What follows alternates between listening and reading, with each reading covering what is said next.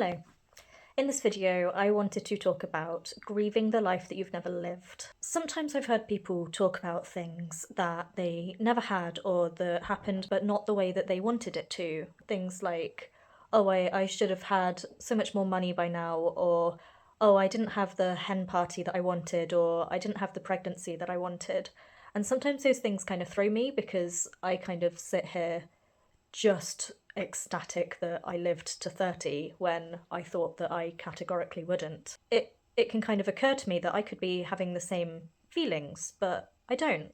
And in some ways it's kind of strange to me sometimes, where it's kind of like, oh, you feel sad about this thing, and now that I think about it, I have also missed out on that thing. And I think that when it comes to being ill or having circumstances in your life or whatever else, sometimes there's a grief that happens that doesn't have a funeral, there aren't any flowers, no sympathy cards, no closure. It's the grief for the lives that we never got to live, the version of you who stayed healthy, the student who never got to finish, the career that never began because your body or your mind couldn't keep up, the friendships that faded when you were just trying to survive, the child that you hoped for that you never have a chance to meet, the job, the house, the family, the friends, the person who you might have become if things had gone differently. When I made my video, What to Do When You've Destroyed Your Life, over 10 years ago, I talked about letting go of what should have been, and I still believe that that's important, but I've since learnt that validating the grief of what's been lost,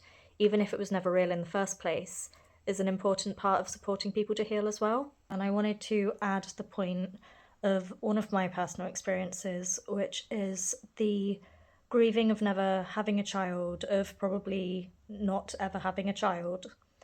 And one of the things that I used to do to cope with this grief is I used to say that I would have made a terrible mum. And I used to say things like, I'm far too disorganised, or imagine how much I would have screwed up a child, and stuff like that. And I think that that was my way of avoiding the grief a little bit, repressing the grief a little bit. And I would say those things and get validation from other people in a kind of, they would maybe agree with me, and I would be encouraging that agreement. And it took me a while to actually reach the point of grief where I could say, you know what, I really wanted to at some point have a child, and I still have dreams about having a baby, like, I mean, literal dreams when I go to sleep, and the feelings that I have in those dreams are very powerful. It took me a long time to actually feel the emotion of saying that maybe I would have been a good mum. Maybe I wouldn't have screwed up my child. Maybe I would have been incredibly loving. And maybe I wouldn't have been that bad. Maybe I wouldn't have passed on my issues to my child. Maybe I would have been in a good position to show my child a lot of love and care if ever they struggled.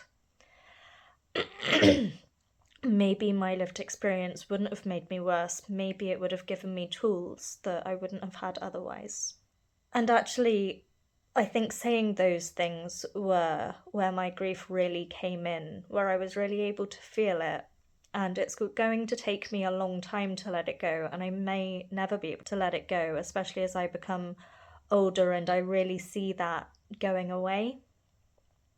So I just wanted to share that as well, as a part of grief and a part of how healing from it can be avoided and how it can then be accepted and worked on in a way that sometimes feels more painful. But if you have someone there with you, holding your hand and saying, yeah, I'm sorry things didn't go the way that you wanted, that sometimes that can be really important and valuable. And too often when we share that grief, people can rush to reassure us. You never know, it could still happen. And yeah, maybe it could. That hope can be very real and valid, but also sometimes it won't. And the honest truth is that hearing those words don't always help. It can have the effect of making people feel unseen. And what they often need isn't optimism, it's validation. It's to be allowed to say, this may never happen for me, and that really hurts. Because when we're finally honest about the weight of that, it can start to lift. Something else that's important to remember is that we can never really know how things would have turned out, even if life had gone perfectly to plan. The future we imagine, that ideal version of life, is still just an idea. It might have been beautiful, yeah, but it might have had its own pain too. Remembering that doesn't erase the grief, but it can help to soften it. It reminds us that the life that we have, imperfect as it is, still holds meaning and possibility, would have taught us and formed us in unique ways that no other life would have. I also believe that comparison is one of the worst thieves of peace. That comparison isn't always to other people, sometimes it's to the version of life you feel that you missed out on, the opportunities you didn't get, the milestones you didn't reach, the body or mind that used to feel stronger. And those comparisons drain our energy and freeze us in what ifs. And letting go of them doesn't mean pretending that you're grateful for pain. It means freeing yourself to build something real from where you are. And acceptance doesn't arrive all at once. It's made of small, deliberate choices. Choosing to stop measuring your worth by someone else's timeline. Choosing to stop apologizing for the time it took to survive. Choosing to build small moments of meaning from what is, not what could have been. If you carry shame for the years that illness or circumstance took from you, please know this. You didn't fail, you adapted. You did your best with what you had, and that is something to be proud of. And hope doesn't have to be loud. Sometimes it can just be quiet and steady. It's the decision to keep believing that even if life isn't what you imagined, it can still be real and rich and beautiful in different ways. And you're still allowed happiness, you're still allowed love, you're still allowed peace, even here. So grieve fully, accept slowly, hope softly, and keep going anyway. Because your story, even the parts that never happened, still matter, and they always will. Thank you.